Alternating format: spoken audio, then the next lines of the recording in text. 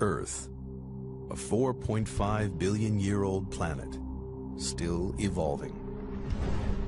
As continents shift and clash, volcanoes erupt, and glaciers grow and recede. The Earth's crust is carved in numerous and fascinating ways, leaving a trail of geological mysteries behind. In this episode, the Marianas Trench, the deepest point on Earth, is explored. Its sheer walls cut 7 miles into the Pacific Ocean. The mystery of what created this deep, dark chasm takes science detectives on some of the most dangerous dives ever attempted. Deep into the abyss. Scouring the ocean floor, scientists uncover a strange undersea world of fiery mountains, bizarre mud volcanoes, and the largest geological structure on Earth.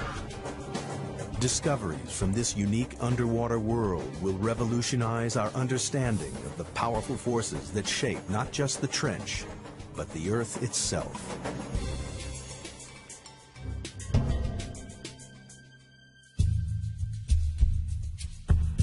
Hidden deep beneath the waves of the Western Pacific lies the Marianas Trench, the deepest point of all the oceans. The first step on the journey of what created this mysterious scar in the Earth's crust and how it continues to mold the planet takes us back to 1872, when a British research vessel, HMS Challenger, set out on the first ever mission to map the ocean floor. Throughout most of recorded history, men had just assumed that beyond a certain level the sea was pretty flat, pretty dead, fairly lifeless. They weren't expecting to find anything very interesting. For 4 years, the Challenger crisscrossed the oceans, covering 70,000 miles, a third of the distance to the moon. The crew plumbed the depths every 140 miles, using a total of 249 miles of rope and hundreds of pounds of lead weight. It was tedious, backbreaking work, but at the time it was the only way to measure the depth of the ocean floor.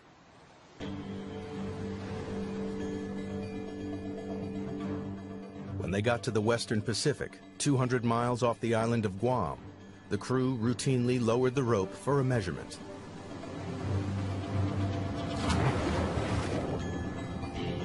But the weight kept on dropping and dropping. It's a big surprise. Nobody thought the ocean was this deep. So all of a sudden we've got scientists saying, why is that?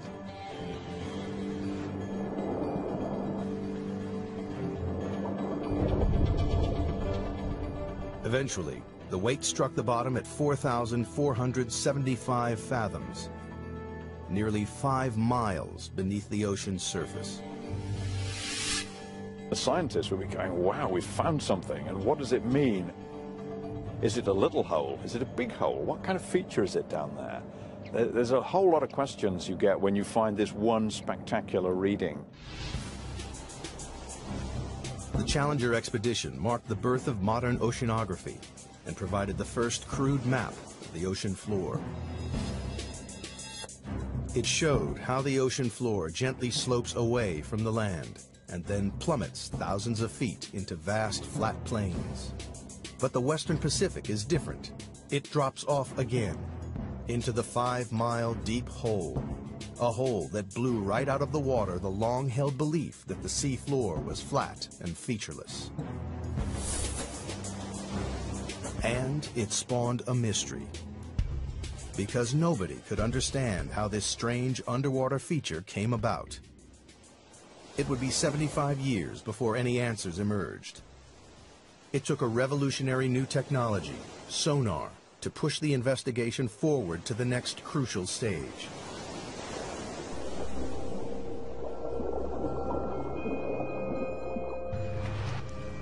Sonar was first developed in the early 1900s and then perfected during the 1940s to detect submarines lurking in the deep.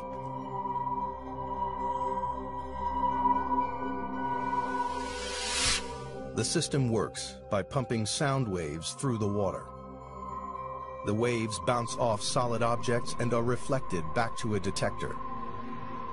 By measuring the time it takes for the sound waves to bounce back, scientists realized they could build a remarkably accurate picture of the world beneath the waves. The world's major navies spend a lot of time and effort developing submarine hunting technology. Then the hydrographers discover that you can use this to chart the bottom of the sea. And it's an awful lot cheaper and easier than using large numbers of sailors pulling on ropes. In 1951, a British Navy research ship returned to the deep hole found by the Challenger expedition. But this time, they were armed with sophisticated new sonar equipment. And the results were amazing.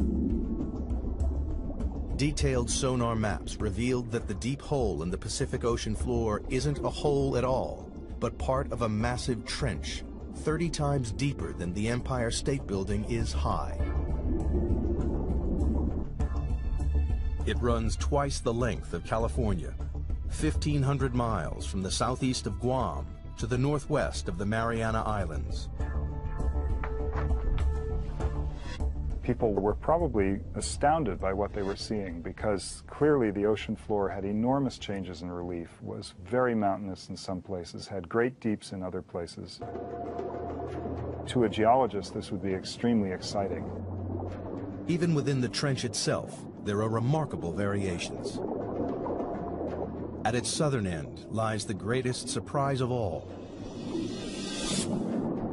The seafloor drops down another 2 miles to its lowest point, a staggering 7 miles beneath the waves. Scientists had discovered the deepest part of the oceans. Even today, it is the lowest known point on the planet. They named this part of the trench the Challenger Deep, in honor of the ship that discovered it. To get a sense of just how deep trenches are, if we take the height of Mount Everest, we would still have about a mile of water above us before we get to the ocean's surface.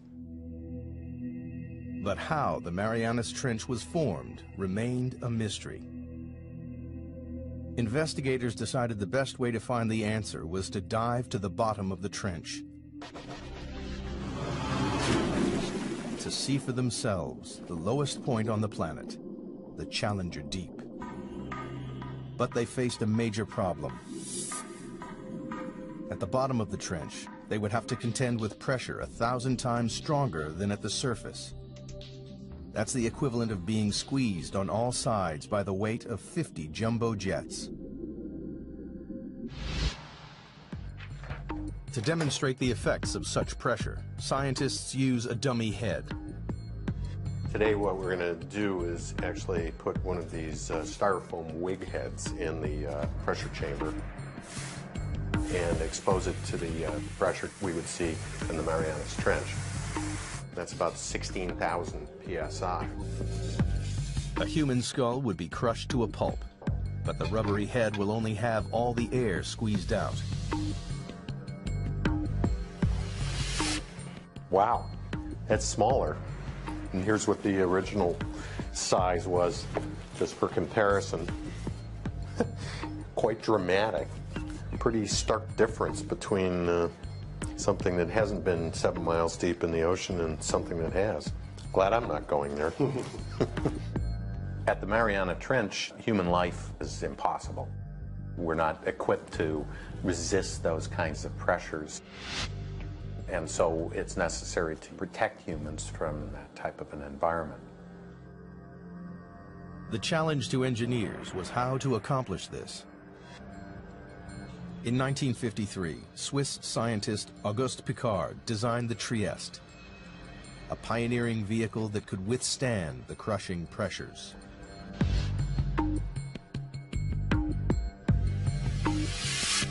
The submersible was dominated by a 50-foot-long hull, filled with light aviation gasoline and lead weights to control buoyancy. Slung underneath it was a tiny 6-foot spherical cabin with 5-inch thick steel walls.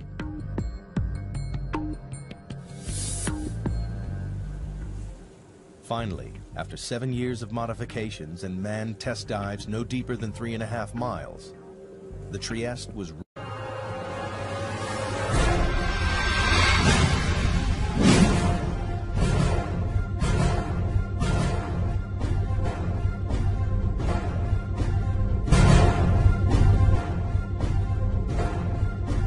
ready to attempt the 7 miles to the bottom of the trench. The commander of this perilous undertaking was U.S. Navy Lieutenant and deep-sea explorer Don Walsh. I know the astronauts that go through this all the time. Why do you have to be there? Why can't we just put up a robot to do things? You've got to be there because that's what we do. Only a few officers and scientists knew about the risky mission, which was launched in January 1960 from the western Pacific island of Guam. Guam, in those days, was kind of a backwater. It was just right for us because we were trying to do this project sort of out of sight because we weren't too sure it was going to work. The Navy just didn't want to be embarrassed by a failed science spectacular. Accompanying Walsh was the son of the Trieste designer, engineer and oceanographer Jacques Piccard. The two men would spend the next 9 hours squeezed inside the cramped sphere. And we had 20 cubic feet of space inside. That's about the same as a household refrigerator. And the temperature was almost that cold inside. It was a drama. The story of how the Marianas Trench came to be is beginning to take shape. In 1874, British surveyors were the first to discover a 5-mile deep hole in the ocean. 75 years later, sonar mapping revealed the hole to be a vast 1,500-mile-long trench, with the deepest part 7 miles beneath the surface waves of the Pacific. To gather further evidence, 2 courageous men were about to undertake the most dangerous dive in history. They would venture into the abyss and go to the bottom of the Marianas Trench. The Marianas Trench is one of the most remote, inhospitable places on Earth. In January 1960, 2 deep-sea explorers, Don Walsh and Jacques Piccard, plunged into its depths on board the submersible, the Trieste.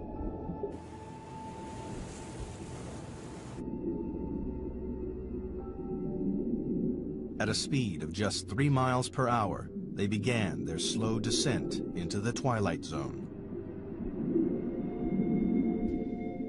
By 3,000 feet, the darkness was total. The only illumination was from the Trieste's powerful lights. The depths we were operating at, it was always black. The only thing that lit up the abyss was the bioluminescence from animals and plankton. Like fireflies, they carry their own light sources with them. Encased in their 5-inch thick steel sphere, Walsh and Piccard quickly passed their test dive record of 18,000 feet. Everything appeared to be going to plan. At the rear of the cabin, the crew were protected by a double layer of glass. But 2 hours into the dive, the outer pane cracked. We had a great big bang. We didn't know what it was. We were about 20,000 feet. And we looked around and checked everything. Every square inch of their tiny life-supporting capsule was fighting back 8 tons of pressure. With the outer pane broken, the only thing between the men and instant death was a single pane of glass. If the inner window had cracked, we would have been instantly dead, maybe even before we knew it. But incredibly, the inner pane remained watertight. Walsh and Piccard decided to continue the descent. After a tense, claustrophobic 4 hours and 48 minutes, they approached the bottom of the trench, only to be startled by movement on the sea floor. Just before we landed, we saw a flatfish about 1 foot long, And that's a bottom-dwelling fish, so if you see one, there are others. Nobody expected to see life at these crushing depths, but it meant the explorers had reached their goal. The very bottom of the Marianas Trench. The depth gauge, with a reading of 35,800 feet, nearly 7 miles below the surface, confirmed the sonar findings.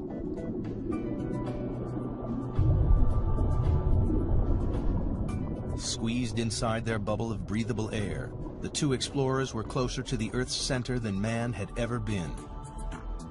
We took a self-portrait. That's the picture that you see. Said we're going to do it, and we did it.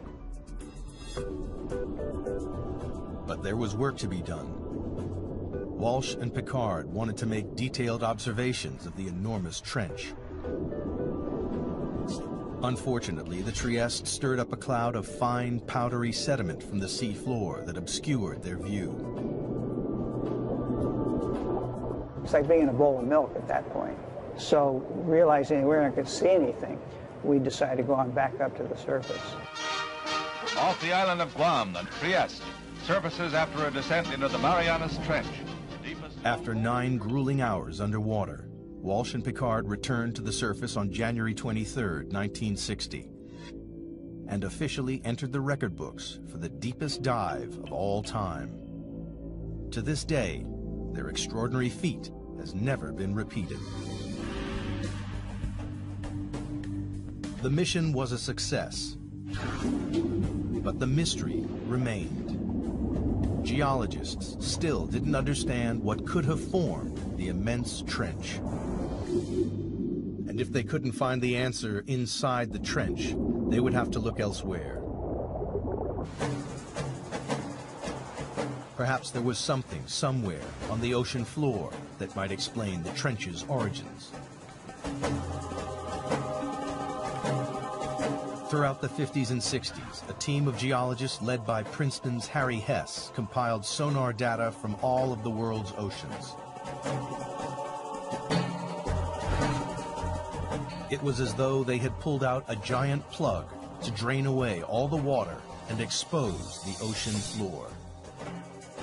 Their maps revealed that the Marianas Trench is just a tiny fraction of a network of enormous underwater canyons stretching right around the planet.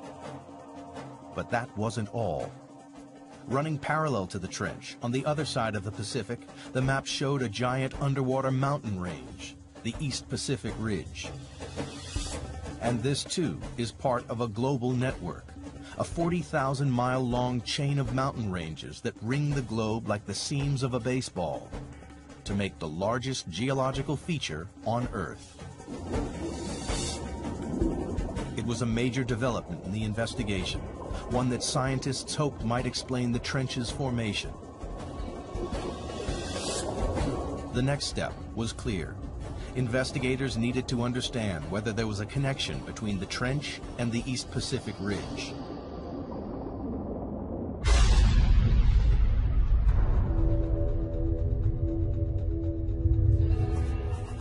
The breakthrough came from the unlikeliest of sources.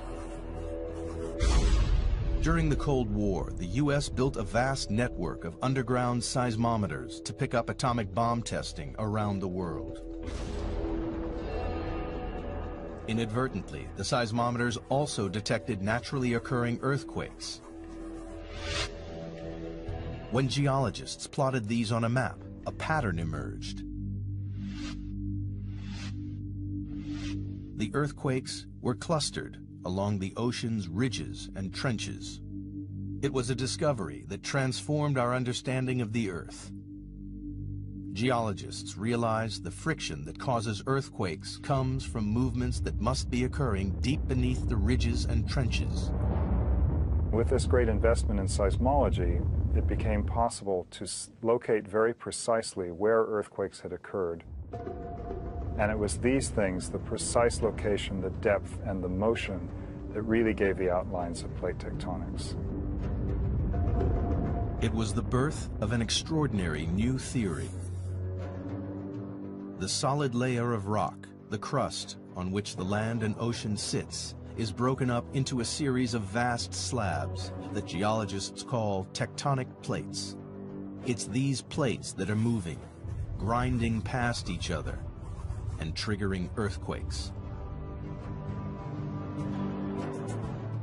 The underwater ridges and trenches sit on the boundaries between tectonic plates. The East Pacific Ridge and the Marianas Trench lie on opposite edges of the Pacific Plate. The journey to discover what formed the Marianas Trench is accumulating additional evidence. The Trieste dived to the bottom of the trench and confirmed that it is the deepest point on the planet. Sonar maps then revealed the East Pacific Ocean ridge running parallel to the trench. To solve the mystery of the Marianas Trench, investigators needed to find out exactly what was happening at the East Pacific Ridge, and that meant exploring these vast mountains, 8,000 feet underwater.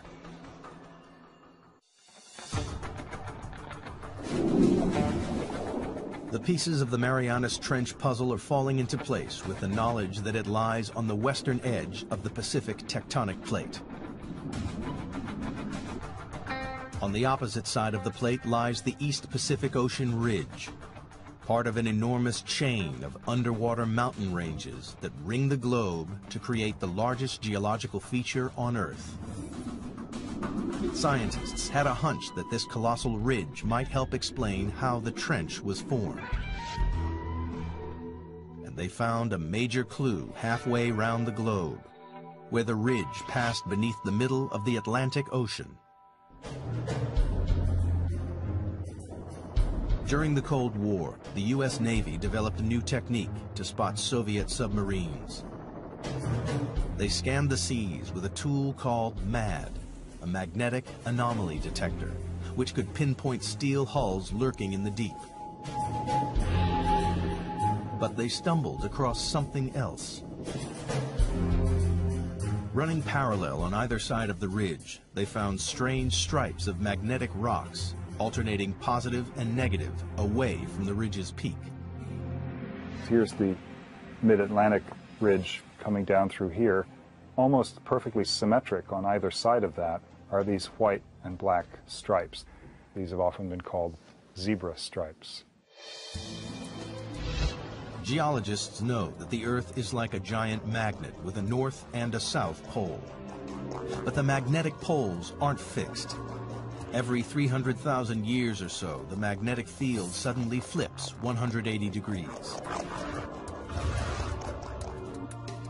When the field flips, a compass that was previously pointing north will swing to the south. This reversing of the Earth's magnetic field is a very interesting and exciting but very puzzling phenomenon for geophysicists to explain. Scientists think this reversal explains the stripes either side of the ocean ridge. In the 1960s, geologists discovered that molten volcanic rock, known as magma, swelled up from deep underground to create the ridges in the Atlantic and Pacific. As magma wells up between the tectonic plates, it pushes the seafloor up and forms the colossal mid-ocean ridge thousands of feet high. When the rock is hot and molten, its magnetic minerals line up with the north-south direction of the Earth's magnetic field. As the magma cools, the minerals are locked in position. These rocks act as a permanent record of the magnetic pole's location when the rocks were formed. As more and more magma is forced up, the old crust is pushed away from the ridge and records the reversals in the Earth's magnetic polarity. If you have reversals of magnetic polarity, then the seafloor acts sort of like a tape recorder and records these changes in magnetization. Then the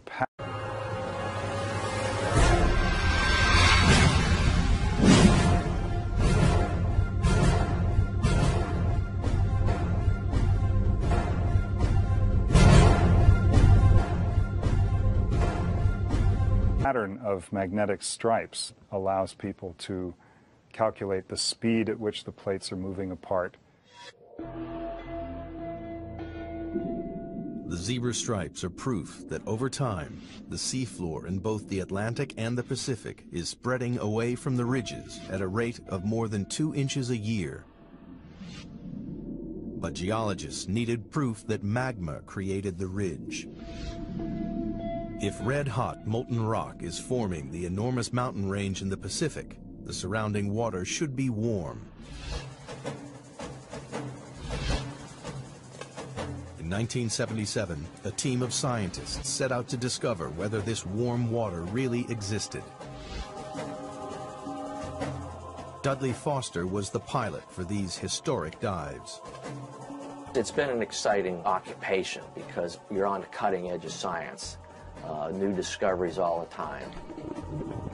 Every cruise, there's a new group of scientists with new scientific objectives, and there's the exploration and the discovery. And that's really what puts the thrill in the job.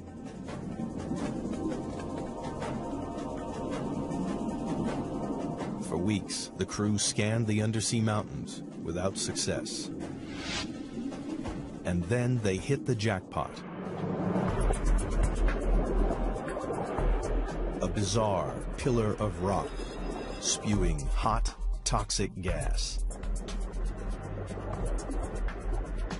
And we saw the water was sort of shimmering, sort of like bubbling in a glass teapot or something. We stuck the temperature probe in there and measured 38, 39 degrees Fahrenheit, which was really amazing because the ocean's a huge heat sink. So to see something warm like that was kind of startling. In these pillars of rock, the expedition had found the heat from the magma surging up from deep inside the Earth. It wasn't warming the water evenly along the ridge. It was channeled up through strange hydrothermal vents. When you make these discoveries, you don't know how significant they are. The true significance of them maybe takes several years to appreciate. And this was one of those times. For the investigation into the Marianas Trench, these vents are a decisive piece of evidence. They confirm that magma is continually creating new crust at the Pacific Ocean ridge. And magnetic zebra stripes prove that old crust is pushed away from the ridge towards the other side of the Pacific Plate, towards the Marianas Trench. But this presents scientists with a puzzle. If new crust is being created at the ocean ridge and the Earth isn't expanding, then the old crust must be disappearing somewhere else. The reason that there's not getting bigger with seafloor spreading is because the same amount of seafloor is being destroyed in the Pacific. Something in the Pacific Ocean is devouring the seafloor, and all the evidence points to the Marianas Trench.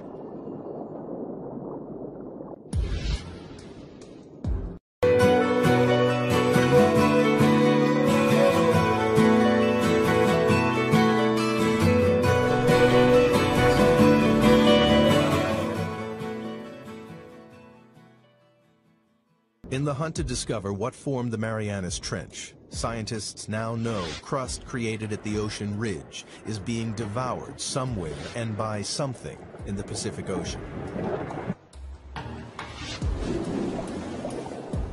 They suspect the Marianas Trench is involved. But the proof would come not from the trench, but from these. The Mariana Islands, a chain of volcanoes that break through the ocean surface 200 miles west of the trench. Scientists noticed the island chain mirrors the trench's exact shape. This led them to think the trench was responsible for the island's creation. If you see pictures of the Marianas Trench, it's curved, and the line of volcanoes that it generates is curved exactly parallel to it. Geologists believe that the trench formed the volcanoes via a process called subduction. Subduction occurs where two tectonic plates collide. As they grind past each other, the heavier plate is pushed beneath the lighter plate. The descending plate is forced down into the Earth's intensely hot interior called the mantle. It takes with it water and sediment built up over millions of years. Volcanoes form above subduction zones not because the Earth is hotter there, but because this is where we're taking the water that once was in the ocean. It's taken into the mantle and gets sweated out, causes the mantle to melt, and this magma is what then rises and erupts explosively out these volcanoes.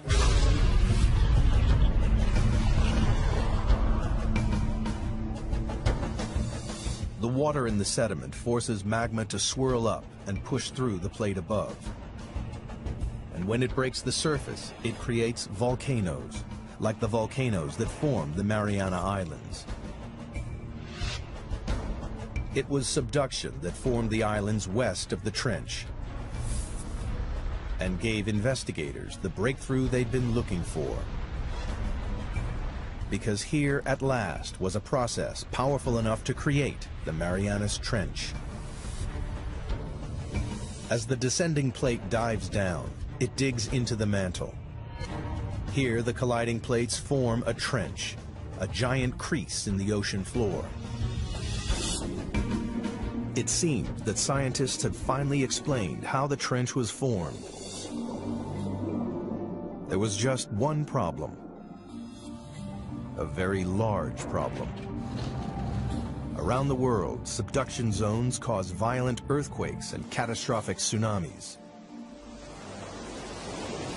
We know subduction is happening because of the active earthquakes, and these are the most devastating earthquakes.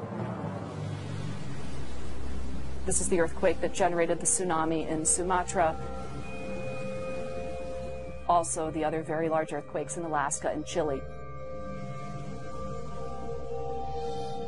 But the Marianas Trench, the deepest subduction zone in the world, hasn't caused a devastating earthquake since records began in the 17th century.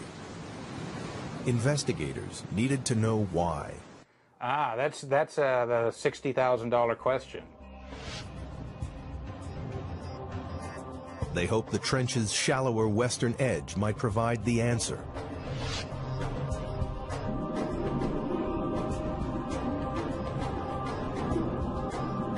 Here they found an intriguing chain of underwater hills 2 miles below the surface of the sea.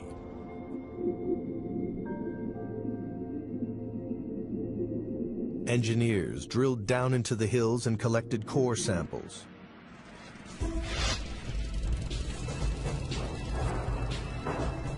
And when the scientists analyzed the samples, they discovered the hills were actually volcanoes. And they spewed out not lava, but mud. The fine powdery mud is made up of a soft type of rock that has been ground up in the subduction zone. It seemed this soft rock might explain why there have been no major earthquakes at the Marianas Trench. Everybody has a sense of what a volcano is, but not all volcanoes erupt igneous rocks. There's some volcanoes that erupt mud, and a certain kind of, an unusual kind of mud in the Marianas is made out of serpentine. And serpentine is a very weak rock, and it can be scratched with a knife or something like that. Investigators realized the grinding plates crush the soft rock to form a lubricating mud that prevents large earthquakes. Then the mud bubbles up to the ocean floor, where it forms the strange mud volcanoes found along the trench's western edge. Other parts of the world, like the Andes or maybe Indonesia, you've got 2 plates that are grinding together, and one of the plates is quite strong. And it takes a big earthquake to rupture that plate interface. But if these rocks are weak, like they are in the Marianas, where you've got these serpentinites, those are very weak, and it doesn't take much energy at all to get the 2 plates to glide one past the other. At last, geologists had discovered what created the Marianas Trench. 50 million years ago, the Pacific Plate slipped under the edge of the Philippine Plate. As it bent and dived into the Earth's mantle, it formed the colossal Marianas Trench. and the plate is still moving. Like a giant conveyor belt, the Earth's crust travels slowly across the Pacific Plate, from its birthplace in the East Pacific Ridge to its graveyard 10,000 miles away in the Marianas Trench. Today, the Pacific Plate's movement can be tracked in real time. Confirmation has come from GPS technology, where we can actually put a transmitter on an island and come back year after year and actually follow it moving a few centimeters a year towards the trench. It's devouring the crust at a rate of 3 inches a year, about as fast as a human fingernail grows. Every 4 million years, it swallows an area the size of the United States. By consuming the crust created at the Pacific Ocean Ridge, the ravenous Marianas Trench is the world's largest recycling plant.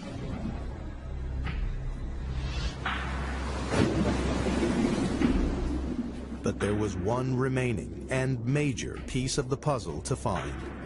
Scientists still didn't know why it is the deepest trench on Earth. They suspected the age of the seafloor at the bottom of the trench may provide the answer. It turns out there's a really strong relationship between the age of the seafloor and its depth in the water. In 1999, a team of deep sea drillers returned to the trench to collect core samples. One great thing about drilling this ocean crust is we actually got pieces of it. So we're holding in our hands here the material that's actually getting subducted at the Marianas Trench, and it turned out to be 170 million years old. So we can say with confidence that's the oldest ocean floor before it's getting swallowed up in the mantle at the trench.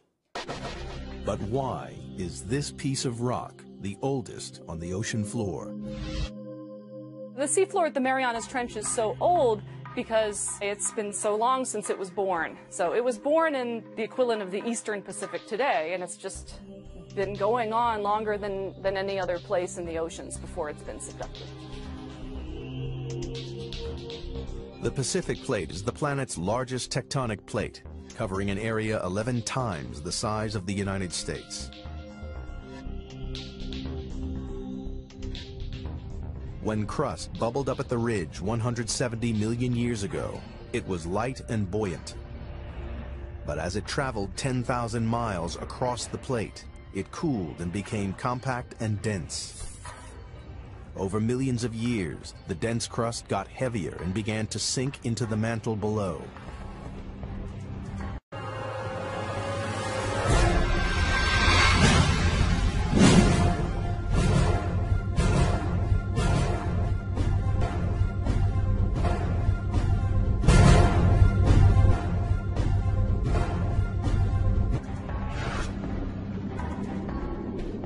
Scientists realized that because the crust at the Marianas Trench is the oldest ocean crust, it's also the heaviest and so has sunk deeper into the mantle than any other area of ocean crust.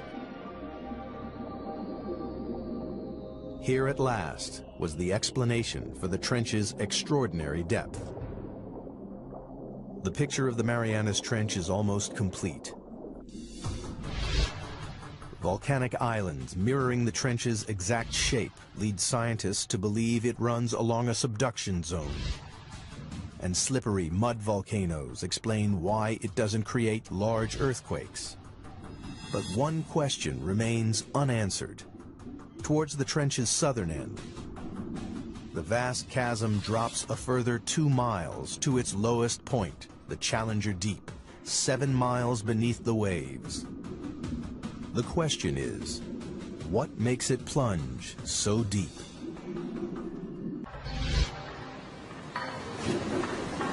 The investigation into the Marianas Trench has one final puzzle to solve.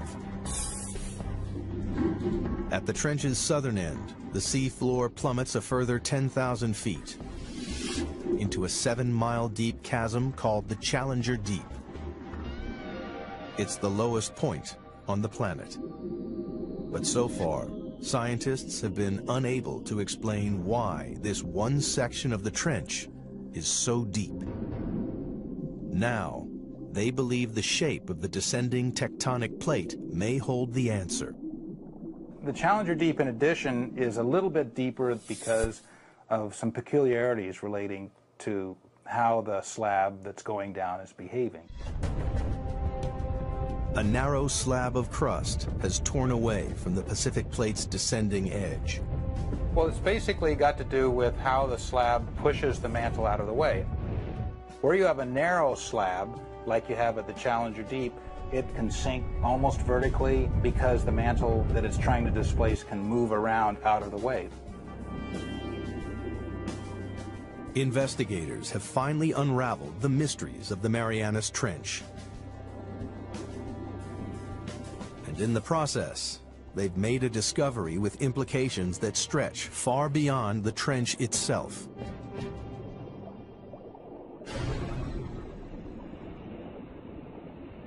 Studying the ocean ridges led geologists to believe that magma welling up at the ridges was pushing the plates apart. But the exploration of the Marianas Trench has changed this idea forever. People used to think that maybe the magma would kind of push the plates apart. And that idea is largely discounted now. As the ocean crust travels from the Pacific Ocean ridge to the trench, it changes from a buoyant, red-hot magma into a colder, denser, and heavier crust. The plate's leading edge becomes so heavy that it drags the rest of the plate along behind it. The heavy, cold plates at the trenches are sinking down into the mantle and pulling the plates apart at the ridges, and the magma just passively fills in the gaps. The investigation into the Marianas Trench has revolutionized our understanding of how the Earth's plates move. We now know a worldwide network of subduction zones drag tectonic plates around the globe, powering the movement of continents over millions of years, and moving the very Earth we stand on. The plates that are moving fastest on the Earth are the ones that have all the trenches. The Pacific Plate is the fastest moving of the 9 major plates on the planet because it is surrounded by dozens of destructive trenches like the Marianas. They are consuming the ocean crust faster than the ocean ridge can produce it. Over millions of years, the Pacific Plate will shrink until sometime in the distant future, the largest ocean on Earth will disappear. Australia will crash into the United States, reshaping our planet. Perhaps one day, downtown Seattle will compete for real estate with a suburb of Sydney, Australia. And all because of subduction zones like the Marianas Trench.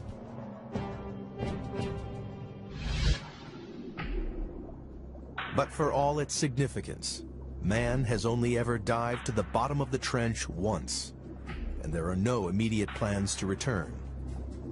Imagine asking someone, what is the flora and fauna of California? And saying that someone spent 10 minutes there, picked up 2 ants, come back, and said they sampled California. That's probably how well we know the Marianas Trench. To date, less than 5% of the world's oceans have been explored.